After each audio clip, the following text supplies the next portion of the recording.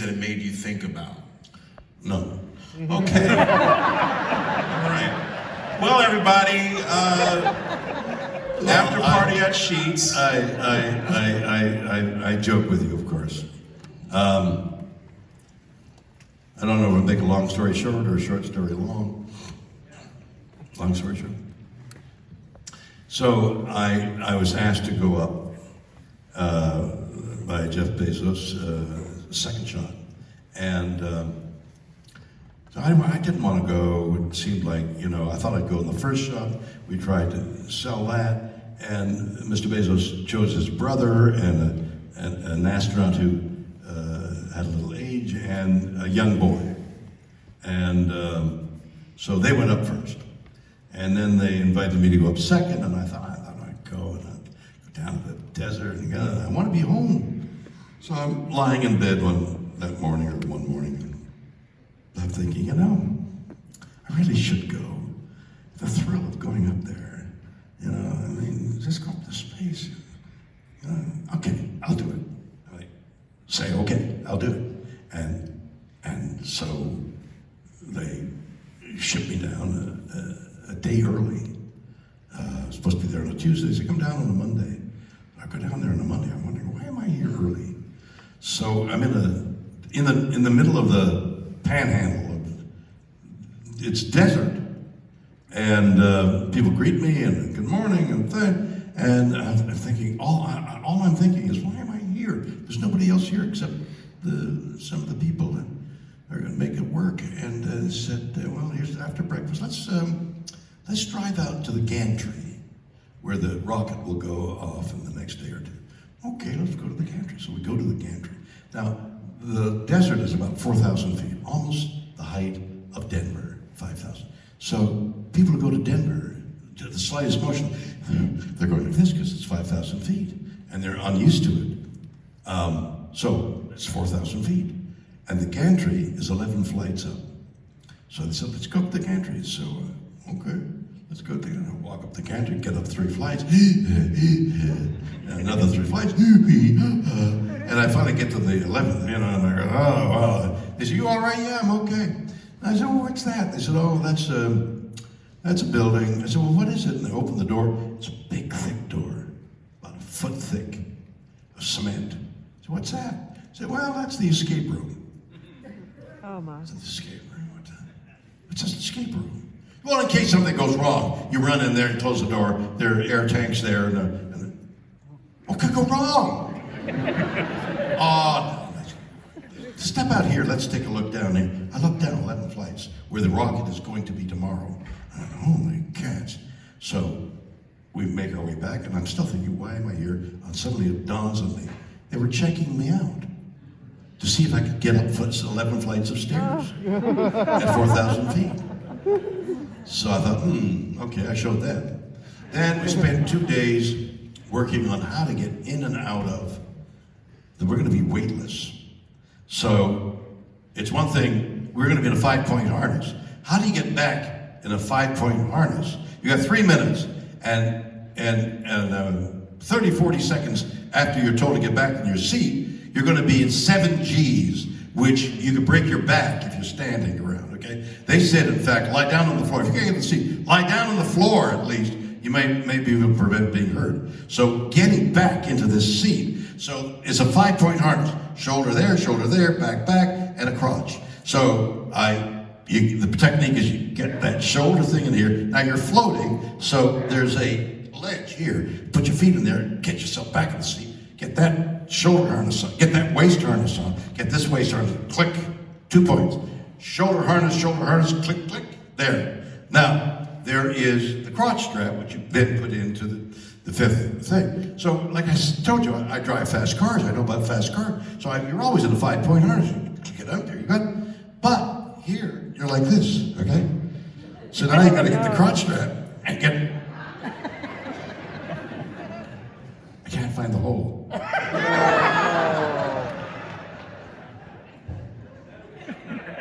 I never was able to click, and that's the most important part because all this stuff is great, but you could slide right out.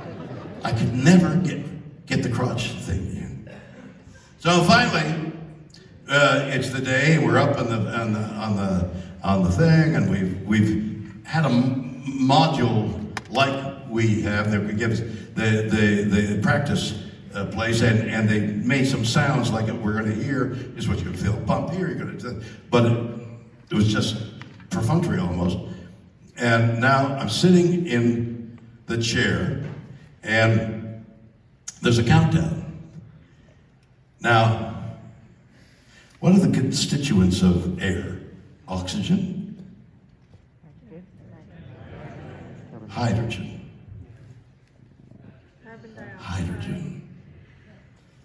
hydrogen burns. Do you remember the Zeppelin, the Hindenburg? Remember the footage on the Hindenburg?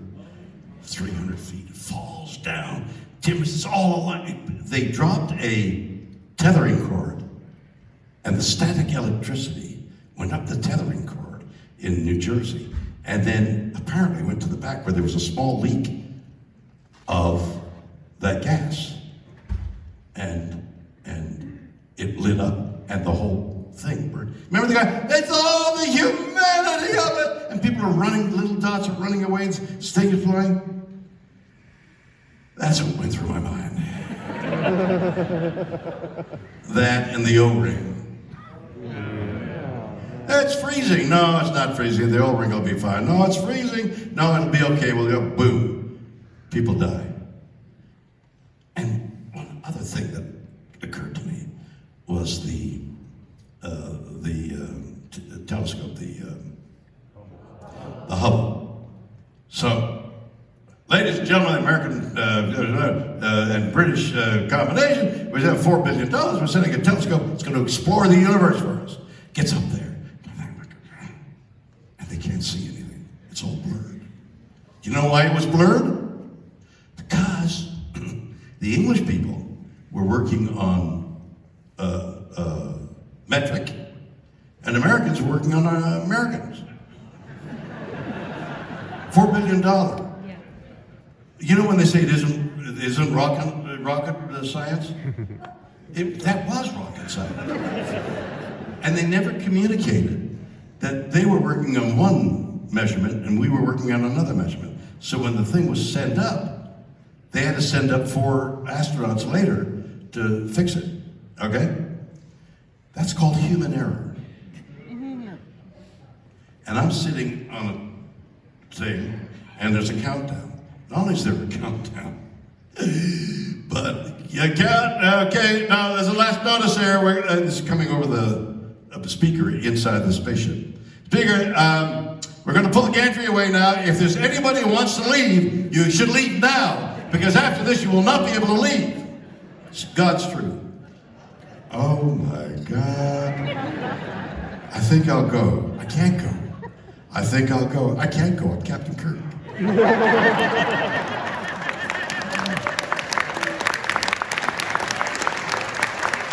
They pull the gantry away, and there's minus 30, minus 27, 28. Hold it! There's an anomaly in the engine. What's an anomaly? Is that a little gremlin? What's that? What's the anomaly? And the gas that burns, the Hindenburg, the O-ring. Oh, anomaly's fixed, we're going. Boom, we take off. We take off, and then there's an instrument panel right beside each seat. I'm looking, 1 G, 2 Gs. Oh, 2 Gs, I'll try and raise my arm. I can barely raise my arm at 2 Gs. We're gonna have 7 Gs on the way back down. We get up, weightless. So now we're in weightlessness. Get out of the ring. I had seen some footage of Jeff Bezos when he went up. And the footage was this. They got into weightlessness, and there was this lady, there was this young guy, Jeff, and his brother. So Jeff got his back to the camera, and he's floating, and his legs are akimbo. Legs are spread, okay? So he's there with his back to the camera, floating. The kid is there with a bag of Skittles. And he's throwing Skittles at Jeff Bezos' asshole.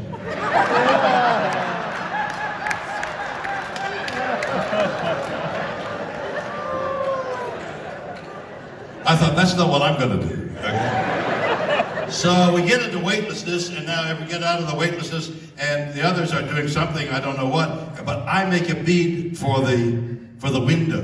And I look out the window, and I'm looking out the window, and for some reason I'm looking to my left, and I see, I've never heard this discussed, I see a wake through the air. It's like a submarine going through the water. There's the spaceship going through the air, and there's a wake there. The air comes back, covers the wake. There's a wake. Nobody's ever discussed that. I thought, oh, that's interesting. And I look up there, and I see the blackness of space. Now, I'm as interested in the universe as anybody. I've done, as much as anybody. Any amateur can do it. I'm there, the constellations, everything, but 13.8 billion years away, and looking down at photons of light, and light years, and dwarfs, and all the mysteries of space. I'm acquainted with it, but that blackness was just palpable black. And I thought, my God, that's death. That's death out there. And I looked back, and I could see the beige and the blue and the white and I could see the curvature of the earth about that much. I thought, my God, you could draw a circle around that and see the whole little rock. Now, I drive a lot of cars, and I hitchhiked on my year before I went to school in Montreal. I hitchhiked around the United States. I went from Montreal to New York to Washington to San Francisco, to San Diego, Vancouver, Chicago, Montreal on a thumb. I've driven a motorcycle from Chicago to Los Angeles, 8 days.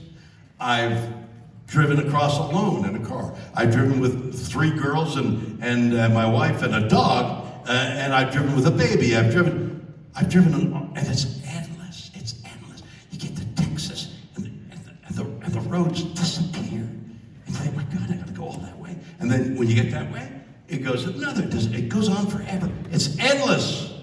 The earth is enormous when you do that. When you do that, you see, I may have been the last person to interview Stephen Hawking. So I was in Cambridge waiting to interview him. And I sat in the Cambridge Cathedral, which is a model of the big one in London, and pretty much, almost the same size. I'm sitting, whatever you call that high thing with the stained glass windows, and there's somebody cleaning the organ, and they're playing chords from Beethoven to clean. So there's silent, and I'm looking up, and I see a mote of dust way up, caught by the sunlight. And in that moment, I thought, my God, that's what the earth must be like, a mote of dust.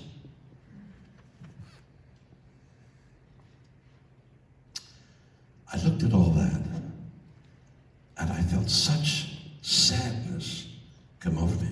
I thought, what's the matter with me? And then jump back into the sea, get in, land, and get to land, and I start to cry. I mean, uncontrollably weeping. I'm thinking, what's the matter with me? And they're all champagne and everything. A champagne hit me on the arm. I felt like I was in a hot coal. I thought, what am I crying about? The sadness I felt was I was mourning the earth. I was mourning this incredible planet, this life, nurturing, giving planet filled with the most beautiful things. We sometimes forget to look around us, to look at the people, to look at you and your beauty, and look at the theater, and look at a tree, and look at a snail, and look at the earth is beautiful, and we're screwing it up. And I wept, like I almost now, when I think of what we're doing and how quickly this terrible thing is coming towards us that we've got to do something about. And then I had another realization a day or two later, and that is the earth is infinitesimal. It's nothing. It's a tiny grain of sand in the Sahara Desert. It's nothing. We're nothing. And we are these little dots on this grain of sand. How infinitesimal is that? And yet, and this was the final realization I had, mankind has been given the gift of consciousness. We're conscious of how infinitesimal we are. What an extraordinary gift. I don't know whether the higher animals, the orcas, elephants, apes, I don't know that they have that consciousness. I don't know whether anybody knows, but I know this. We have a gift of knowing that death is approaching, that we're impermanable, we're here for such a short, we're here for 90, 100 years maybe. It's nothing in the 13.8 billion light years that began. We're nothing, and yet we're conscious, and we have the ability to do something about what's happening. And that's the final lesson I learned.